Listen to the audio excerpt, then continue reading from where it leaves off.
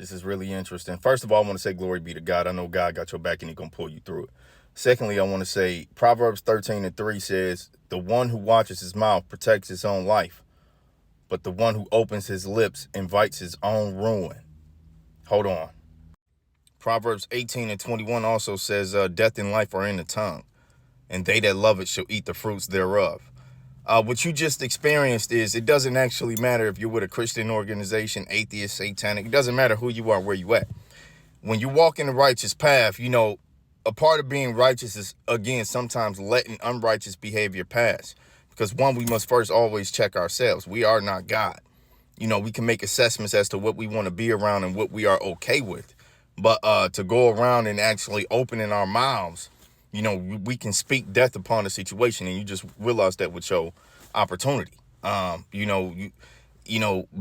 confessing your truth, and it might have been the ultimate truth, you also brought the opportunity to ruin. And that's not to say nothing bad about you. It does, however, reflect the school of thought that was walking in that circle that you was in. Is a lot of people were under, in every environment, there are open and silent agreements. A lot of the times, people got silent agreements that, this is how we are here, right? You might have the petty, the gossip, the fakes, and all of that. And the silent agreement is, this is how we are here, and we're not going to change it. The minute you throw a stone in the current, you've been the stone. I've been a stone in the current. It'll turn people against you. You see what I'm saying? And again, going back to the Apostle Paul, be careful not to offend, for we don't want our ministry to find blame. By you opening your mouth and offending people through your righteous behavior, you have now handicapped your situation, and you compelled people who wasn't actually walking in that spirit to turn against you. NPCs, Inception. This is a great life lesson right here, and I appreciate your humility and also your bravery in sharing this experience with me and the public, because you did it publicly. Because it's through our individual suffering and our ability to talk about it as individuals, can we maybe prevent somebody else from doing the same. I got a lot of people off of this post that kind of say, I know you're right, but I'm going to still open my mouth. And again, that's fine.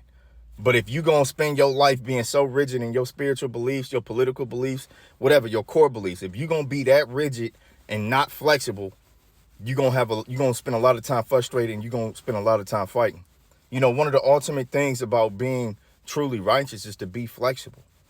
The most flexible being of all is God, because it allows things to pass. You must allow things to pass. It is not our job as spiritual leaders, people of the faith, people who just want to be good humans and recognize evil in this world. It's not our job as individuals to thump people over the head with the truth and confront every situation that's wrong. It just ain't. A part of righteousness is actually silence, to stand quiet. Straight up. God created everything, right? Thoughts, words, actions, the potential of your actions and your energy created you, created your body. Should you actually use your thoughts, words, and actions to condemn somebody or even put somebody in check when, to be honest, God don't even do that to us. God don't even stop and put us in check. God allows us to put ourselves in check. And if we don't, we continue to bump our heads. But to actually check a situation and to speak out against unrighteousness is levels to the game. So sometimes, it might be acceptable. Other times it might not be, and it might not actually be tactful to do so, as you are now a living embodiment of this perspective. You are now a physical embodiment of this perspective. Sometimes it's not actually healthy to speak the truth.